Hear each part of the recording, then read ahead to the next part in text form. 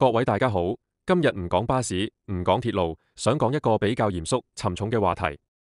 呢條影片唔長，大約2-3分鐘，希望大家睇完佢。上個禮拜發生咩事，相信都唔使多講。目前已經有超過150人離世，而仲有30幾人失蹤。今日主要係想分享下我對呢件事嘅看法，不過喺正題之前，先講返少少交通改道嘅嘢先。目前距離火災發生已經超過1個禮拜，但交通改道仍然持續。受大埔宏福苑火災影響，大埔公路元洲仔段近廣福村一段和廣宏街來回方向仍需封閉，所以目前以下車站仍然係暫停使用：廣福村、廣福街市、廣福村商場及宏福苑。所有原本由廣福村上公路嘅巴士路線都會行第二條路上吐露港公路。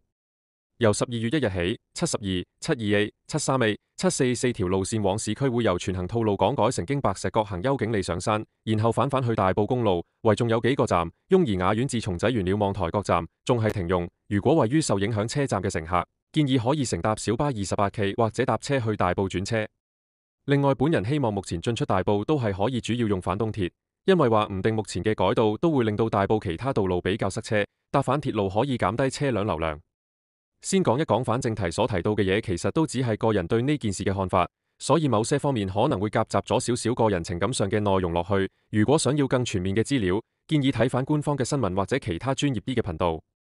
講反正題，其實我今日想講一係，其實呢場災難可以點避免？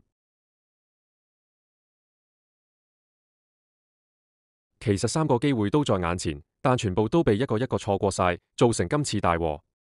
早喺事發1年前，講緊係2024年7月幾，就已經有外人發現3.3億嘅天價維修。想知嘅，其實呢集東張西望俾咗好多資料，裡面提到集資期呢樣嘢。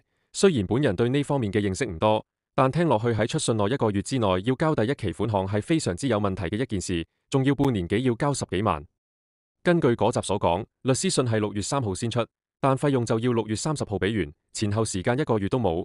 其實係咪運用咁短嘅時間令到居民冇辦法做齊全嘅諮詢，逼所有居民喺唔進行審視嘅情況下就直接進行工程？用另一個範疇嘅嘢講下，港鐵想要進行咩工程，提前2-3個月開記者會，然後前1-2個禮拜花大錢宣傳講替代路線，更何況都只係影響乘客嘅出行時間。今鋪要全部居民俾錢，淨係提早4個禮拜講，一開始就話再作決定，到最後突然間出信，其實係咪想隱藏啲咩？其實居民已經好大力阻止或者商討，但睇得出完全冇辦法阻止成件事。至少我哋仲有第2同第3次機會，到後面就好明顯啦。就算真係天價維修，如果工程正常進行，到最後都唔會有災難性嘅後果。咁然後件事係點樣？先唔講個公司運用嗰啲唔符合標準嘅夾網同正常應該用嘅夾網，意圖節省成本啦。呢方面我唔專業，所以都唔敢講太多。禁食煙呢？喺工地食煙你確定冇問題？要知道工地乜都係化學物質，一陣間有水泥，一陣間有其他嘅嘢，然後喺工地做嘢嗰班煙民食完煙連煙都唔肯滅就揚長而去，留低煙頭喺地下，一陣間俾人推一推踢一踢，唔知去咗邊度。個煙頭一陣間就俾人推咗落嗰啲唔符合標準嘅夾網，咪就係咁着火咯。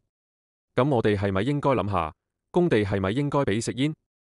係咪應該思考下禁止所有人喺工地食煙？唔單止係室內空間，工地亦都係比室內空間更加危險嘅地方，為咗一己私欲，讓所有人都承受住火燭嘅風險，真係值得咩？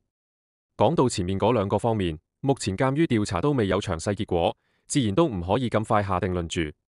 但最後呢1個機會，相信就係考驗我哋平民百姓。究竟見到有火災嘅時候應該點樣做？如果睇返啲資料，可能會知道呢場火最初係喺2點51分由呢個位置燒起。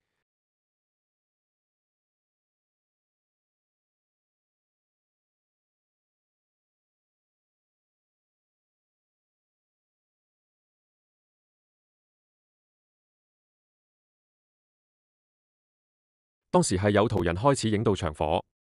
問題係當你見到火開始燒旺嘅時候，你確定你仲要繼續影而唔係打999報警？火唔係咩我哋控制到嘅嘢，2-3分鐘都可以改變成個場面。如果當初嗰位路人選擇早啲報警，俾消防員早2-3分鐘知道火災，話唔定成場火嘅場面可能會完全唔同晒。消防員如果早幾分鐘到，話唔定已經可以阻止火勢繼續蔓延或者燒過其他樓宇。